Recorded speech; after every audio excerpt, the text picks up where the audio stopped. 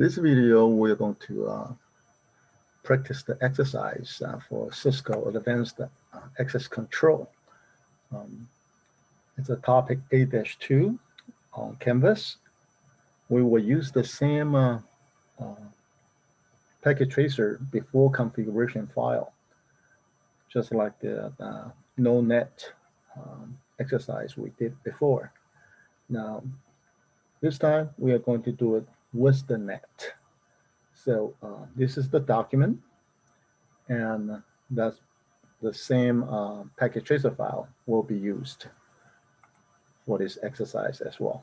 So download this packet tracer and download the document.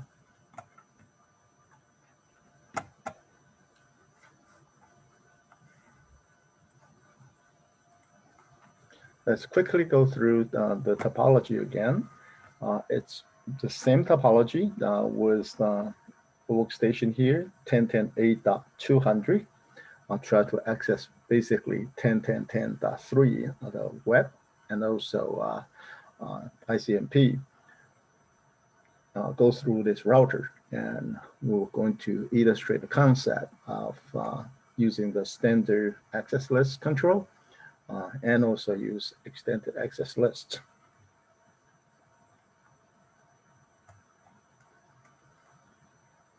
We already went through the syntax. Just quickly we go through that, and we have to set up, of course, the outside router 10.10.10.10 as the gateway to the internet.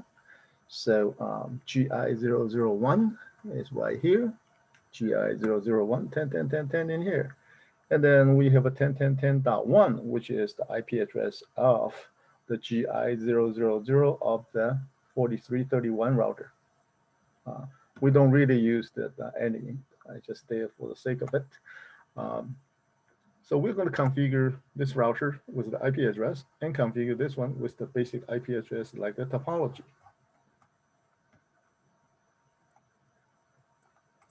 Yeah, we're going to copy it and put it to the packet tracer file. We're going to open the packet tracer. Once it's in your download folder, then we can double click that to open the packet tracer.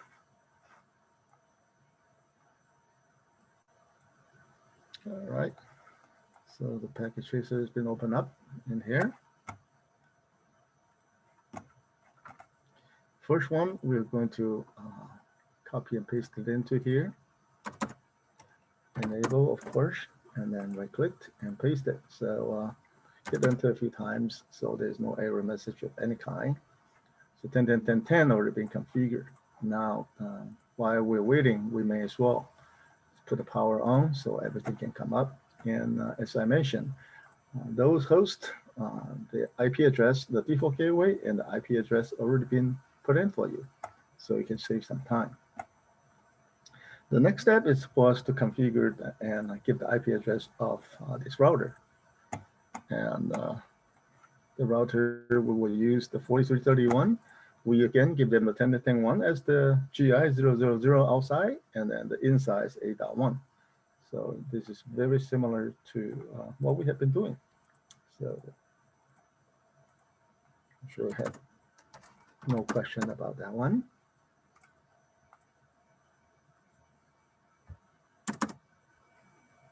Okay, so once it's up, let's take a look at the documents here.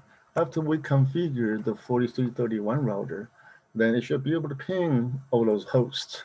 It's a good idea, no matter what exercise you're doing. When you have the centralized router or device connecting all the network, in this case, 4331 router, you make sure this one can ping the inside host 10.10.8.200, and you can ping 10.10.10.3, and you can ping 10.10.10.10, the default gateway. Once you can reach from the center out, we knew that each local host are configured correctly. The rest is routing issue. Then we will deal with that. So let's try that out. It's just a simple ping 8.200. And it should work. All right, and then we can ping 10.3, and it should work as well. And of course, it's default gateway. It should be up as well. All right, so we know that other than routing, we have a test. It should be all okay. Now, from what we have been doing previously as a review, we already finished pinging from the router, and now from the A.H here, we want to ping A1 and 10.10.10R, which is 10.1. So it should work. From here, ping a default gateway, it better work. And from here, you ping a 10.10.10.1, it will work. But ping beyond that, then even involving in from one network to the other network, that's a routing issue. So let's try it first. On the desktop, come here, and we're going to ping 10.10.8.1. That's your default gateway. It's always nice starting from your default gateway, so and work your way out.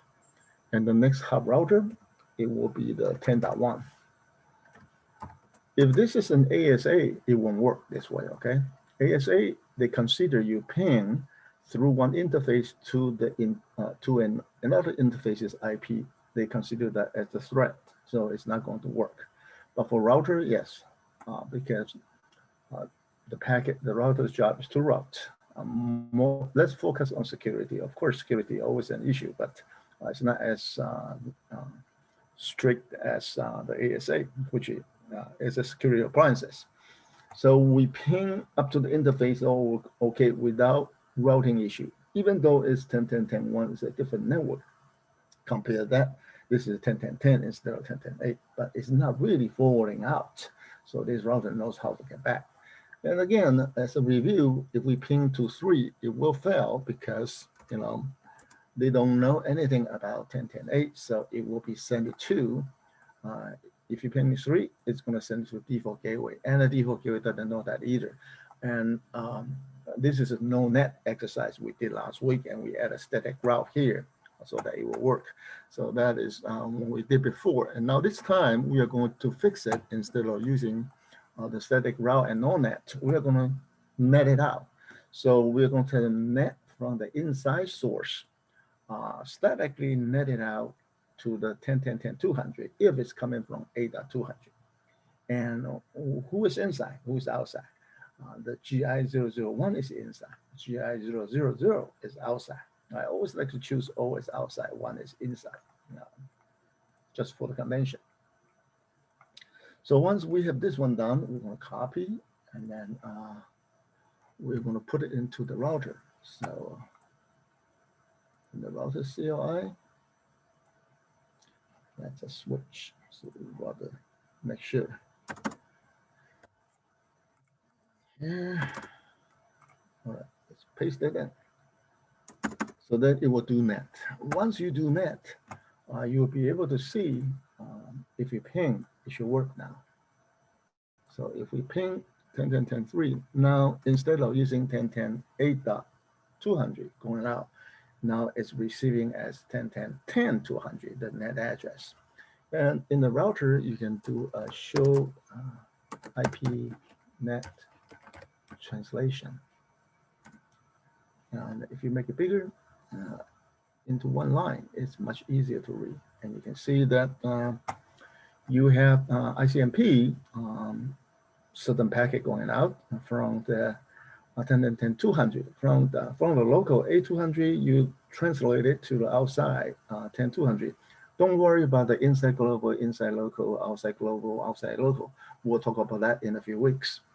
So today you just have to know that the 8.200 has been translated to 10.200, and it's going out to ping the 10.10.10.3, and it worked because you can see the translation. This is the translation in here, and then this is the communications for that. So after we entering it, then it should be able to ping all that. And you can also open the web page. So if we want to try to open the web page, you will see that you have a port 80 here also. So let's do that then. The screenshots are also being provided for you. So we come here, we are going to visit our ping, and we're going to open the web page. And the web page is 10.10.10.3 that we want to open it. So once we open, then we come here, and let's make it bigger. And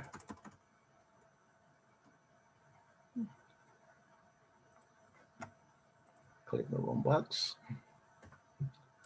So if you show the IPNet translation, you can see that, okay, this is the old activity, and this is a new activity that the 10.10.200, the translated address of the 8.200 went out, and they're using the source port 1025, the high port, and go to the port 80 of that. So we know it worked, and it shows there, and we can verify it with the Cisco router. So now we have all the communication set up. Now we're ready to review and practice and discuss something new as well. What's the access list? What's the network address translation? So NAT has already been done. We don't have to worry about static routes.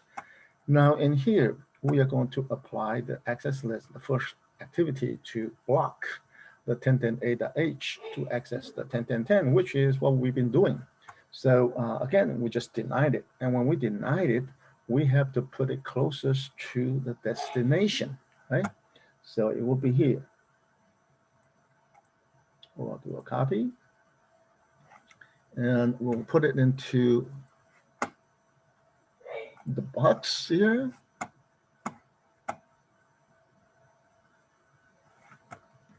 So we'll put it into this box, and we'll come here, and we'll right click and paste it in. Once we paste it in, now then the access list will block it from going out of here, going out of the GI000. Now let's test it. We go out, and always like to use ICMP to test it first.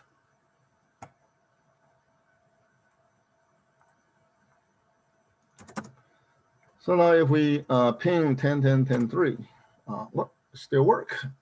So let's take a look at it.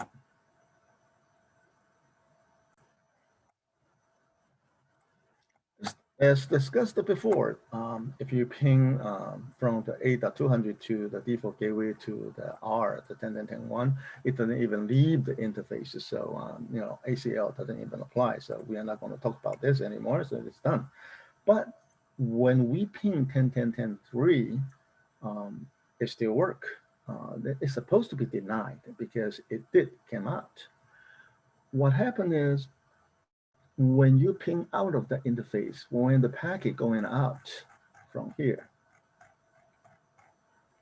when the packet going out here and try to reaching the 10.10.10.3, it's already been translated from 10.10a.h to 10.10.10.200, and then you got forwarded out. And then let's look at our ACL. In the ACL, we actually deny 8.200, the original before translation address. So it doesn't hit. Therefore, it will be permitted.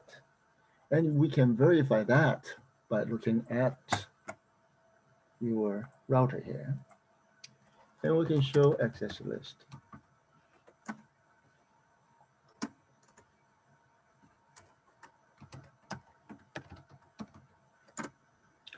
And you can see that, hey, we have a permit here. We didn't deny this box. And when it goes to another web, if we exit it out, and we go to the 10.10.10.3, well, it worked.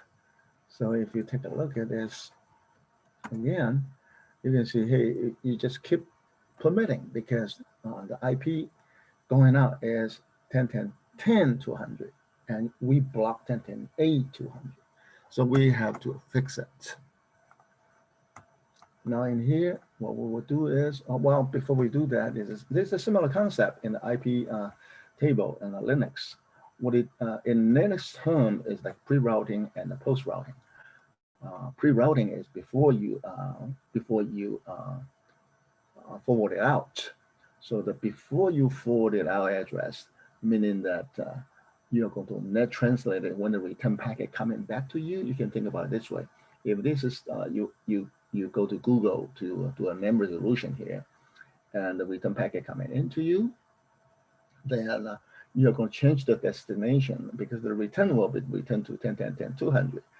Then you're going to first, before you do any checking, you're going to translate it back into the packet's destination to the original sender 10.10.8.200.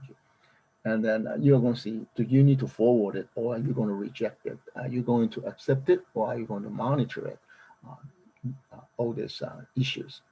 So first do your network address translation first of all. So when it come in, you already translate it to here. So then if you can see that the if the destination is 10.10.8 here, ICMP, when they outside try to come in to ping you at 10.10.10.200, and it's already been translated to 10.10.8.200, and it matching the destination 10.10.8.200 when outside try to ping you, well, you want to monitor it. So you have some kind of command here to monitor, see if they are trying to do a denial of service to you. This is actually a mitigation of my other classes, CSS 23, and part of it is covered in the CSS 25 I used to teach. But in anyways, all these are the firewall and IPS rule that we have to kind of cook, put all the recipe, put all the ingredient together to make firewall and security appliances to the way that we like it, unless we are going to use the commercial firewall or a more sophisticated Linux firewall as well. The IP table is the generic one, similar to our router and switches ACL. And that's why I put it together as a comparison for you. And at the end, we're going to discuss the ACL usage in the router in the layer 3, layer 4 router ACL versus application layer security appliances. All right, so, and of course, post-routing meaning that after you're going to change your source address before you forward it out. So this is very similar to the requirement of this scenario that we are going through. That's why I listed here. This won't be in the test, and just a nice comparison that I want to bring your attention.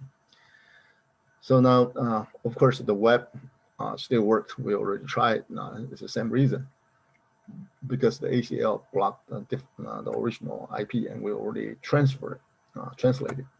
So we need to negate it here and then update it to 10.200 so that we can block it. So let's test it out by copying it. And then we are going to go here and we paste it. So now we update our access list. And when we try that, you can do a show access list. Nothing in there. This time it's 10.200 now. So in here, if we ping in again, so we ping it again, it's going to fail. And we can, of course, come here and show access list. Now we have 2 hits, and then we'll probably have 3 or 4 hits really quick. 3 hits now, and if you just up arrow key and ping ICMP, they send it 4 times, so it failed 4 times. And then, of course, if we go to the HTTP in here, if we go 10.10.10.3 again, then it's going to fail. And you can see it that you got many hits now, got denied. So that is how we deny, how we verify that it is actually working. So let's test it. Then, of course, this one, the same question. We're not going to talk about that anymore. And this one, you go to, when you ping, for that it will fail because the packet's source address has been netted to the 10-10-10-200, and we did block 200 this time, so it worked. Test web access is the same thing, and we did show you the show access list to confirm that. Now we're going to remove it before we move on to the next part of the exercise, so that it will not interfere with our exercise. Now we're going to complete it with the second activity. The second activity is more specifically using the extended list to block the ADA200 from accessing just the web and FTP on the 10.10.10.3 here, and using extended. So you can see that it's specific from A200 to 10.3, right? We block FTP, we block www, and then we permit anything afterwards. And then we're going to place this to closest so they will not waste the bandwidth. And so we go to the GI001, which connects to the 10.10.8.200, and then inbound.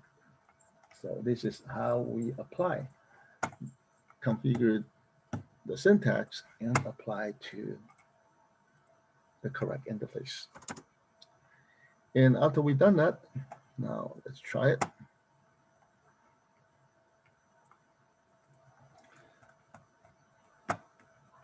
So now when we ping from the 10.10.8.200, we go to the default gateway, the routers interface, go to 10.10.10.3, 10.10.10.10, it will all work. And don't be surprised because we didn't block ICMP. So when we try to do ICMP, the first one didn't get denied, second line didn't get denied, and then the packet ICMP going out and will hit the third line. Of course, then it got permitted 4 times. And again, we can actually take a look at that to verify. We do show access list, and you can see we haven't pinged yet, I guess. So we are going to exit it out here, and let's go ping again. You see, now we ping it, and it worked.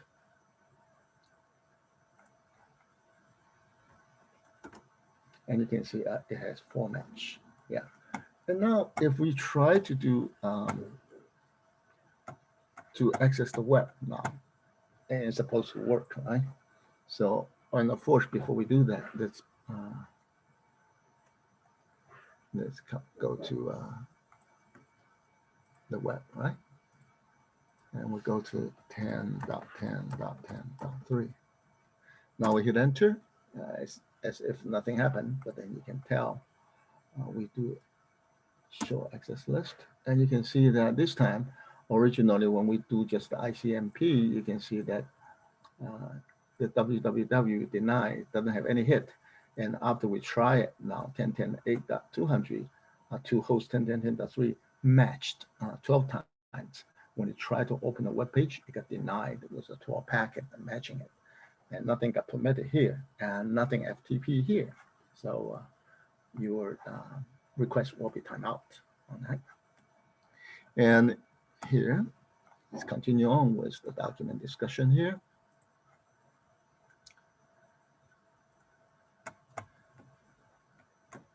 So the web FTP, it got blocked by the access list, and we did verify that with the show access list.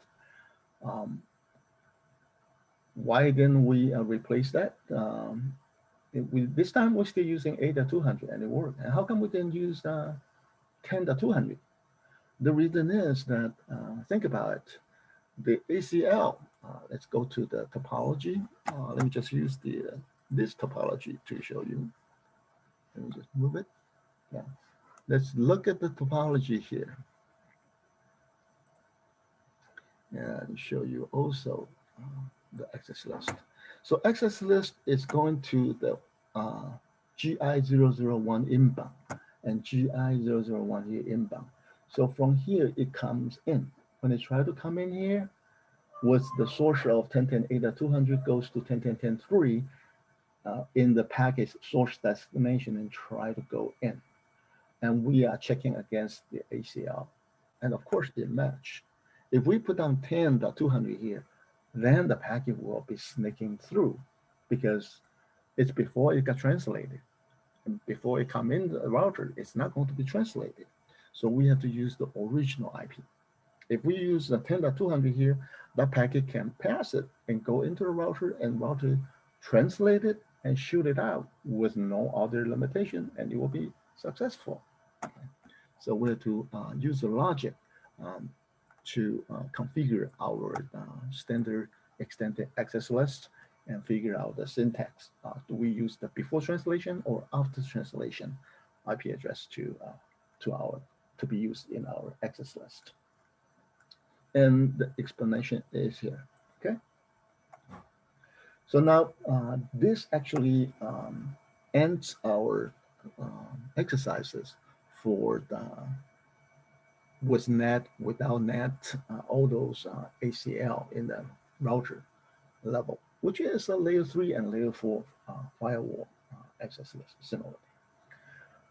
So then a question was raised a few weeks ago regarding what's the practical use of the access list in the router. And I just added a little bit flavor to it. And what about compare that with the firewall, with the complete application layer firewall, security appliances, commercial one. So then to answer that, I will give you some overview first and then show you with the demonstration of the differences. What we will do is we will use the same topology that we have in here. We are going to change the scenario to more of a firewall environment. The firewall environment is that this we're going to change it to a server. So we're going to replace this PC to a server with the same IP address, SMT4 gateway, everything. And the requirement becomes, the scenario becomes that the 10.10.8.200 internal host will be able to go through the firewall, and of course we use a router to compare, right? It's going to go out freely. You can ping, you can access the web, you can do anything you want going outbound. Let's just loosen it up to that way.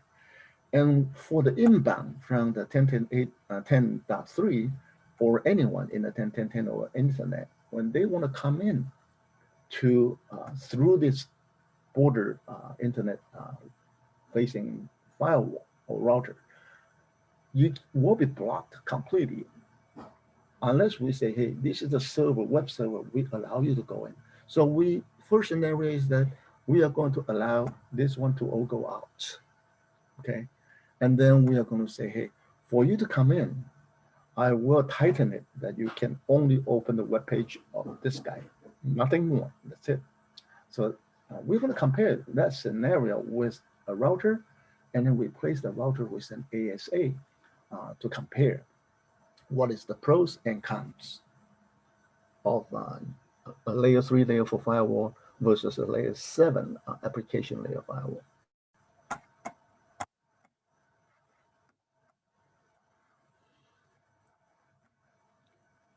Okay, so to answer this question, we are going to replace that with a new server. So I'm going to show you that, and then we're going to clear the access list, of course, so that it will not be interfering with our, so I'm going to copy it, and I'm going to put it in here, and just clear all whatever the access list.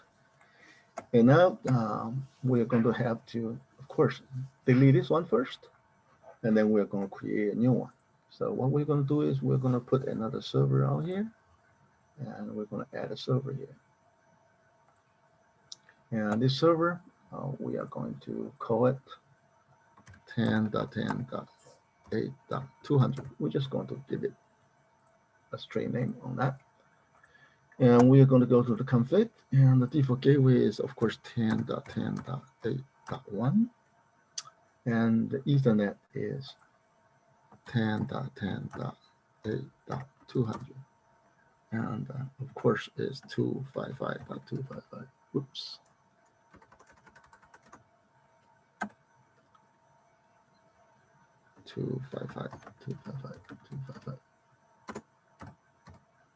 Okay, just make sure that's A200 and that, and that's Ethernet. Okay, so that should be fine. Now, once we do that, we need to connect them together. So let's just go ahead and connect the Ethernet, and we go to the GI001 to connect it back. All right, so since there's nothing in here, we can test it out. Back go to the desktop. Always the first thing is to test the ping. We're going to do 10.10.10.3. We're only going to work on 10.10.10.3 now. So yeah, it can go out, and we want to make sure that it also can go to 10.10.10.3, the web page. So everything works fine, and there's no restriction. And for the outside to come in, and because we did NAT, so from the outside on the desktop, we can see if we can ping 10.10.200. It does work. So the net translation is working. And then we are going to open a web page of that 10.10.10.200. So it should work. And if we wanted to FTP it in,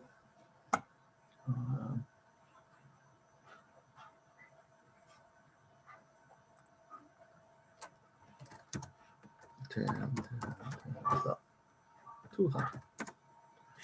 Let's go. Paste, I guess. Let's go. Good. Yeah, sure. So it seems like it's open, but that's not what we want, because you can go out completely, they can come in completely. Those are not secure nowadays. So we are going to force the security policy to it. So now we're considering the two scenarios here. One is to allow inside host. Of course, we're going to use the A200 to demonstrate to go outside without restriction, which we did. And then now we're going to apply it, say, hey, permit it to go out. And then we're going to permit anything to go out, which is not necessary because it's already that way. So we're going to skip this one. This ACL is going from to the outside to go outbound. Now we don't need that, so we are not going to do that. And we already can ping from A200, can ping FTP, open the web page, it can completely go out. Now we're going to go into the firewall mode. We're going to make sure that we actually allow the outside initiated request to open a web page, which is the net address of the 200. Okay, and then we are going to deny. We're going to deny all other requests. So that is what usually a firewall does.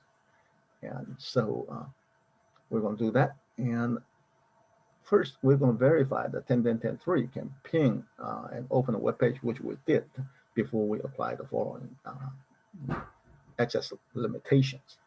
The limitation says that, hey, we are going to permit anyone to come with the web, but I'm not going to allow anything else. So that's a firewall does. Allow web coming in, nothing else to come in. And when you go to the outside interface, and when you face going in to my internal network. All right, so sounds reasonable. So what we're going to do is we're going to copy, and then we're going to paste it into this box.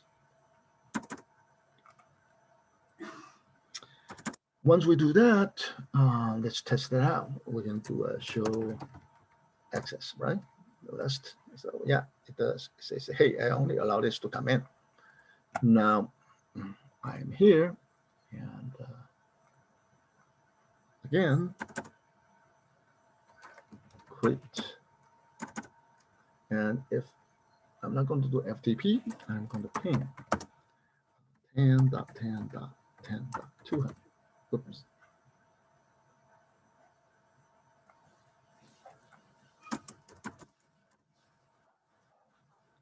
So when I try to ping it, I no longer can do it. Of course, I believe it will be a denied IP any. See, you can see that it got denied. And in here, so I'm finishing that one off. And 10.10.10.200. Well, web pages still work because we allow it, right? So if we take a look at it, you can see, hey, yeah, web allow, deny, everything. Now it seems everything is good and happy. But now take a look at it. We be able to go to 10.10.10.3 web page. We will allow outbound, and we were able to ping that, right? And now if we try to ping it, well, no longer worked. Take a look at that. If we do another show access list, and you see you get denied, right?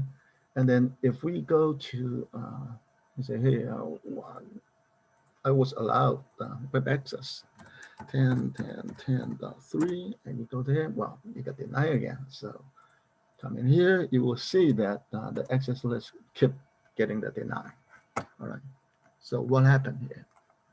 Used to work just fine, and now I just tighten the security so that nothing can come in other than this one. From 10.10.A3, you open the web page. From outside, you come in and work. Of course, in the ICMP, FTP, all file, we tested that already because the 110 access list do exactly that. It seems working fine. However, the new ACL created a problem that I just showed you. The A2 no longer be able to ping it, no longer be able to access the web page. You can see it from that. Now, the main reason is that the return ICMP packet, all right, and the web page is the same reason. The return ICMP packet, when you go out, you send out ICMP echo request. No problem for you to go out. The problem is when they come back in with the echo reply, it doesn't recognize that it's supposed to give a special permission for it to go in because you requested it. They will be treated as if it's a new communication coming in, therefore subject to the ACL, and it will be denied in here. Same as the 10.10.8.200 to open a web page. It will fail for the same reason because the layer 3 and layer 4 firewall, all like this, they don't understand applications. They don't understand the state of the TCP or the UDP. Even though UDP, we don't say state, but it does have a request going out like DNS request, DNS return. It should be treated as exception for the incoming ACL. Right? So to fix it, how are we going to fix it? We can fix it by thinking about, okay, the return traffic is not being recognized. So let's do this. Well, this is still the same, right? 10.200 is still the same. What we can do is we can actually permit the ICMP echo reply. So when the 10.10.8.200 going out to ping 10.10.10.3, the echo reply, it will hit this line to permit. And when the web traffic, we know that TCP from port 80 going out to the host is going to return the response of the web page to our request. But the destination will be the high port, because when we go out, it's using our high port as the source, port 80 as a destination to the web server. And the web server return, they are going to use the port 80 as their source, and the destination will be the high port. So then we're going to say, hey, we're going to permit TCP any with the host, whatever the port, and that's actually greater than 10.0.23, then we're going to allow it to come in. So when we ping out, no problem. When they come back, our host, we're going to have anything that's actually in the high port range. Then the ICMP will allow the echo reply, and we allow the return port here. But be aware though, then we open the attack surface here. You allow echo request replies to come back in without checking, and we actually literally open any TCP. Okay, it doesn't have to be the legitimate HTTP return traffic. It could be any vulnerable or any kind of packet being crafted and being sent through it, as long as it's greater than 10.0.23. So we actually open the host a lot, open the host to all the TCP that's greater than 10.0.23, in addition to the port 80. So we'll see if that fixed it and create some problem for us. So copy it, and we move it to the side, and go to the router, and now we are going to paste it. Okay.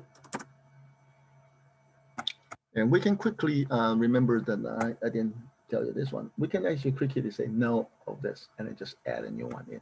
Okay.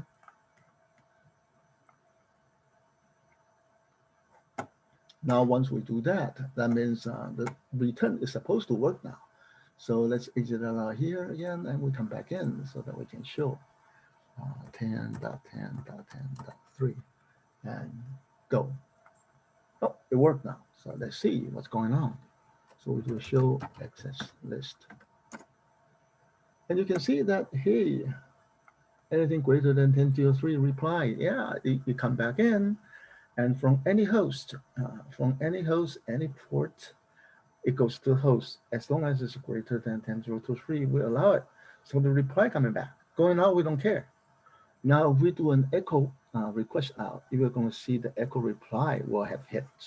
So then now it used to be failed, right, in here. And now up arrow key, now it worked because we allow,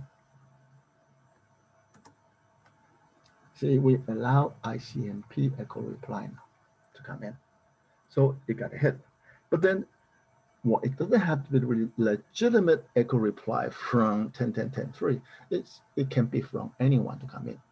Okay, you cannot limit it to a specific host they reply, because then you are limiting your host to go to any specific outside host. It doesn't work that way. So it's actually statically open up a lot of hosts for layer 3 and layer 4 firewall. So it's not suitable for internet facing device. And of course, you can then see that I have the screenshot here to illustrate what we just discussed. So the updated fixed the problem, but the layer 3, layer 4, it doesn't understand the application, and it opened a security problem for us. Okay. Now we're going to illustrate the same concept and using the ASA to compare the two different boxes. So now what we will do is we're going to do list topology. What we will do is we are going to delete all the image except the 10.10.A200 and 10.10.10.3. And then we're going to add a 5505 and then connect them together. Okay. We'll connect port 1 because it's like inside, go to the inside 8.200 and connect port 0 outside to the 10.3. So let's do that. Now we're going to exit out here. We're going to, this is the fun part. We're going to kill everything. We don't need anything. We only need those 2 boxes.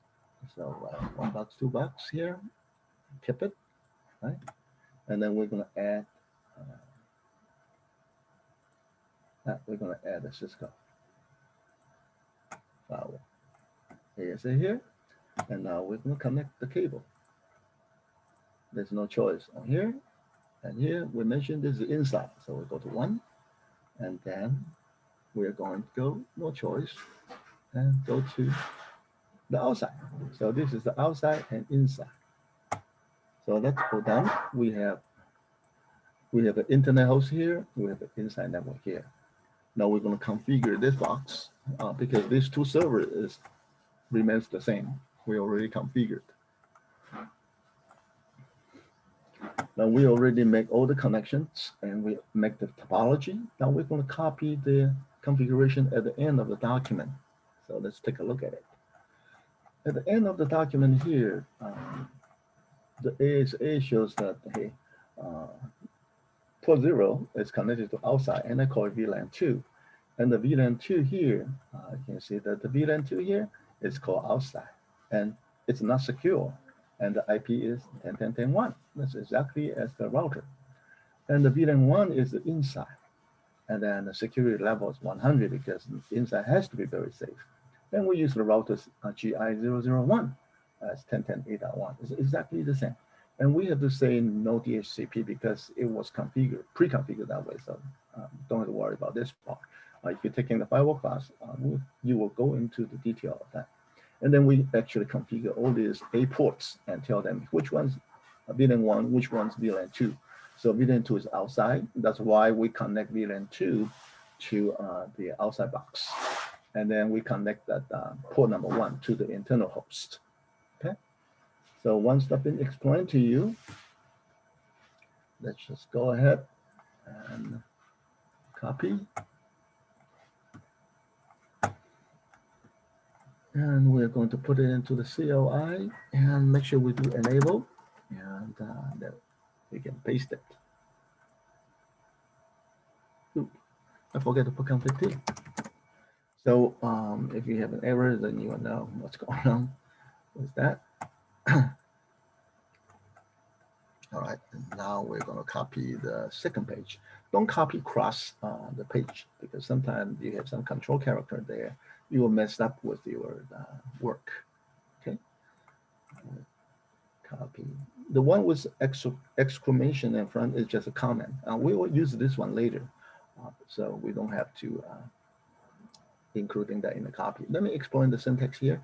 Now we already know what VLAN 2 is defined as outside, and then object 10.10.8.200, we're going to statically translate from the inside interface of 8.200, translate it to outside 10.10.200. So this is the translation, the NAT.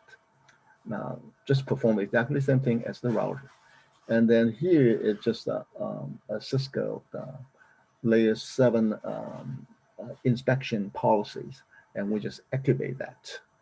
So we activate all the inspection policy for it first, okay, so that it can start it to go out and do the job. Nope, let's paste it. All right, so we have all the policy, everything in there, except one thing though. We have all the policy to do that, but we didn't actually activate it. We have to say service policy, global policy here, and this is the global policy. The global policy will then understand what is ICMP and what is the HTTP, what's FTP, what is DNS. So the return traffic will be recognized. And so that's a short way of showing you that. I will use this as the last resolution, and I'm going to show you how without this application aware command in here, this is basically just the same as a layer 3, layer 4 router firewall. Okay, so let's move it to the side. And now in here,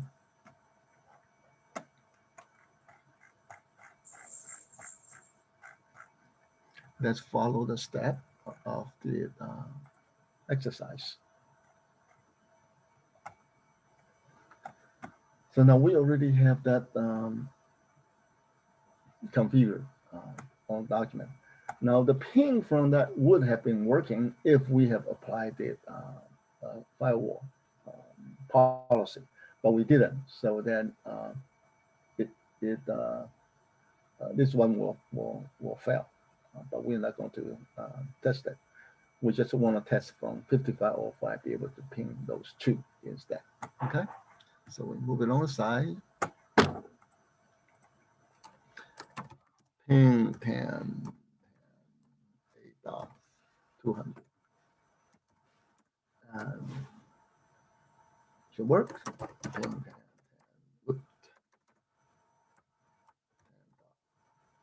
Sorry, it should work too.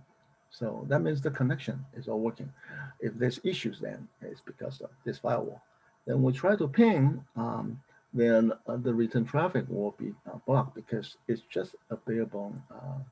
It's just a bare bone layer 3 firewall without the policy. Okay, so if we try to ping it here, we ping 3, it will fail. Let's try to see, use your simulations here, and we try to ping it, and you can see that when you ping that, ICMP come in here, ICMP going there, and going there, and you can stop. Okay, so that's why it failed. Now, um, that's because the return traffic has not been recognized. Now let's continue on with our exercise. Try to duplicate what we have done. So from pinning the web from the A200 to 10.10.3, it will fail. Let's also make sure that's the case. Yes, it fell. And then we'll go here. We don't have access list yet, so we can't see unless you want to put a sniffer over there. You can actually check that. But I'm going to save some time for that. So that it's going to have a request timeout. You can go, and it just won't work. Now we can fix that by creating an access list from outside coming in to permit the TCP. Remember that we won't outside be able to access the inside host's web page. So we say, hey, well, allow it. And then we allow echo reply. And exactly same as the ACL for the extended ACL for the router. We say, hey, TCP anyone goes to the 200 greater than 10.023, allow it. So then the replump traffic can come in. So this is just a bare bone layer 3, layer 4. And then deny IPNA, so we can see if it got hit. And then apply it into the interface of the outside coming inbound, okay? So those are just the syntax for very similar to the router, but to the router. So we're going to put it into the ASA here now. And you can actually paste it any place. So that's one of the beauty of the ASA. Now, if we go again, it worked, all right? Because show access list. You don't have to do a do show access list because ASA group just do a better job, I guess. And you can actually drag it bigger to see the whole line here. And you can see, all right, you have a hit. The return traffic of the web page permit TCP anything greater than that. All the rest is 0, 0, and 0, right? So, and if we go to here, if we go again, I will go again, and up arrow key, and you'll see, oh, I hit it go twice, right? So we have 3 hits. And we do ICMP now.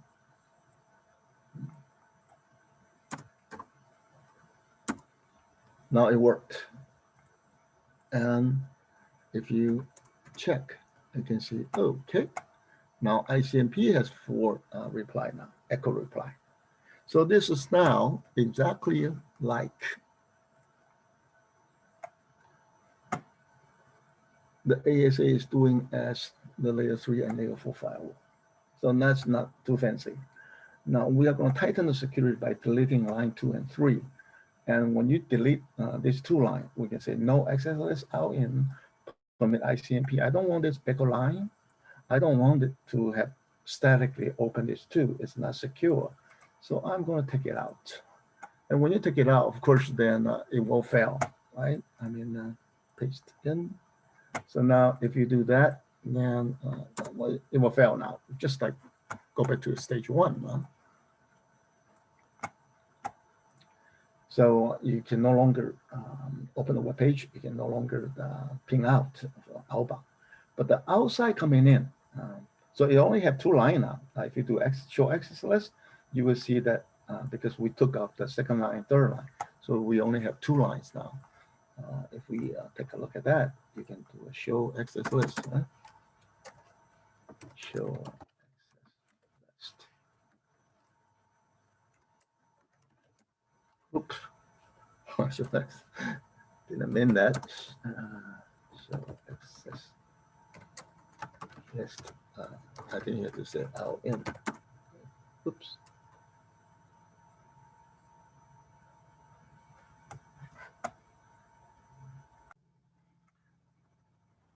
Okay, so if you do type in show access list, then you will see that you have only two lines. One is deny and one is only allow web. So it's very safe. That's the way it's supposed to.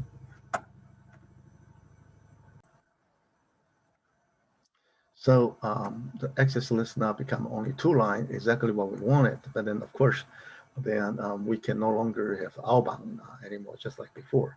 Now we're going to fix it by making it understand the return traffic and activate the global service policy. So we clicked and let's copy it.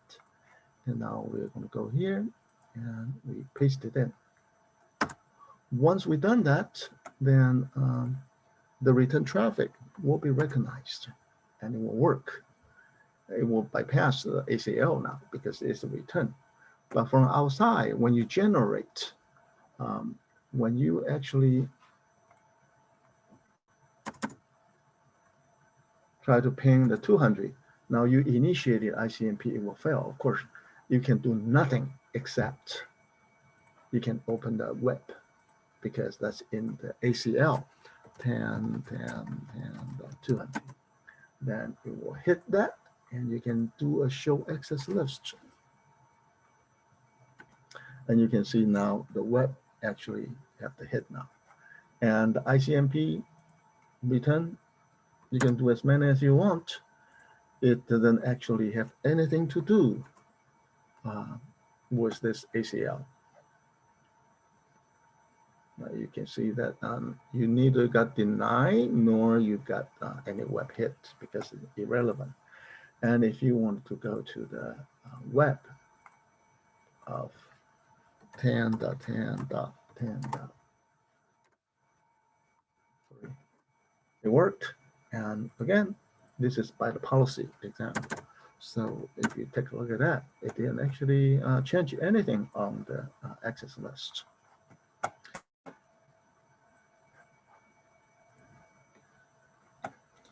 So the outbound ping and web access from that to the 10.3, which I just showed you, it worked again now without the insecure line 2 and line 3, because the return HTTP and ICMP traffic, they are understood and recognized as initiated from the inbound.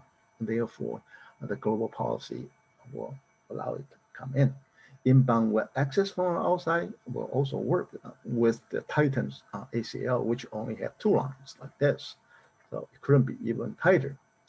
Of course, the Cisco ASA secure appliances understand the return traffic, making it application layer firewall, and it's suitable for putting into as an internet border firewall. The net translation, remember when here we translate statically from 10.10 8.200, we changed the whole, we translated the whole thing to 10.10 10.200. We can further tighten it down by only translating port 80 of the 8.200 to port 80 of the 10.10 10.200. And if we need HTTPS, we will translate port 443 of 8.200 to port 443 only, the 10.10 10.200. So we can further tighten the security, and it will reduce the exposure for the attack surface because you only translated port 80 and port 443. You didn't translate anything else. Okay, and of course, ACL can also tighten it. So there are two places you can tighten it. Translate just exactly what's needed, and then allow using ACL was just exactly needed. So it could be defense in depth, making it more secure one at a time without any additional cost, of course, in this scenario. So that's for the ASA and usage that I would suggest, and that's what's been in the industry as well. So how about the routers and switches VLAN ACL? They are mostly used to perform a simple internal traffic control. So from this internal network to that internal network, you allow them to access the printer, you allow them to access the server in here, in there. So it's like in the Cisco, the 3-layer core distribution and the access layer switch layer. remember in the middle of the distribution layer, it's about QoS control. It's about the access control in here internally. So it's not facing internet. One of the great examples for the internet use of this is that when I was implementing IPv6 a couple of years ago, actually a long time ago, to get a tunnel from Hurricane Electric to Mount SAC, because Mount SAC don't have IPv6. I don't think they even have that today. No point to implement that. Most of my customers the same way too. IPv4 works fine. Equipments are all IPv6 ready, and all the knowledge is available, but we just didn't implement it. No additional tangible benefit, I guess. Anyways, so this will be a good example to use it. We can build up a tunnel from Mount SAC to my classroom. So for instances, we can do, I'm not signing on to Mount SAC using the Hurricane, using the Horizon. If you sign on to the Horizon and you run a trace route to Horizon, hurricaneelectric.com, which they provide you a free internet IPv6 public address. They give it to everyone, so you can request one. And they will give it to you, and you have to provide a static IP preferably. You can also use dynamic, just more work. So if you're static IP, you can build up a tunnel from you. For instance, for me, it's 10.117 dot whatever, that's my classroom's IP address. Then it will go through so many routers and then goes to the Hurricane Electric network here. So we build a tunnel from here. Of course, the tunnel meaning that you don't care about, you have no control about all this, the second hub. I only have control for the first one, and Hurricane Electric agrees to build a tunnel with me. So from 10.117 to the 216.218, we agree that we are the two endpoint of like a VPN. So then all the routers here, they only see our headers of the sender 10.117.x.y to 216.218.236.2, and all the rest is encrypted or encapsulated from IPv6 sit into IPv4. Okay, so it's encapsulation. That doesn't necessarily mean encryption. Okay, so so it's the packet, the IPv4 is outside and can go through whatever router who doesn't understand anything about IPv6 and send it into the IPv6 hosting Hurricane Electric, and they will take off the IPv4 header, and then I'm gonna find out, oh, okay, this is the IPv6 I gave you to use. Then they will be like your ISP forwarded out your request to the IPv6 world as if you are from the native IPv6 network. So, and so that is a good, that's a very good gesture and very good practice that Hurricane Electric take initiative to provide those IPv6 for us to get our hands on.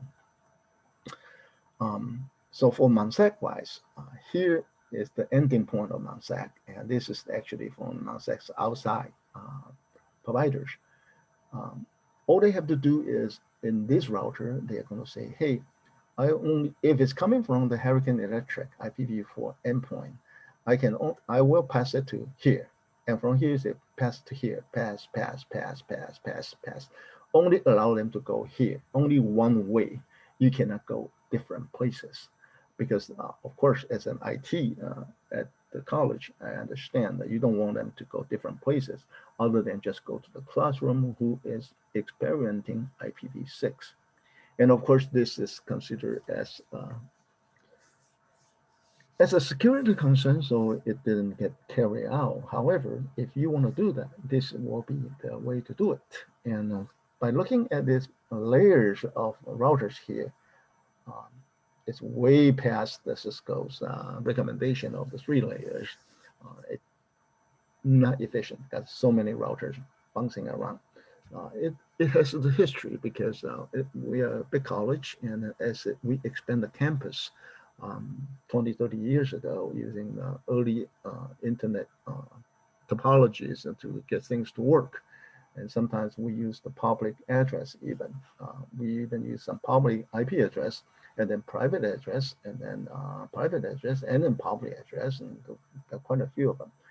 It does take a lot of effort to actually shorten those 8, 9 different layers of network to make it more efficient. But involving a lot of rewiring of the cables, redesign topologies, and this is a big job. To modify existing network is much harder than creating a new one from ground up. Okay, so this summarizes our discussion of the IP layer 3, layer 4 firewall ACL application versus the layer 7 application aware firewall security appliances usage, and compare the ACL usage. Okay.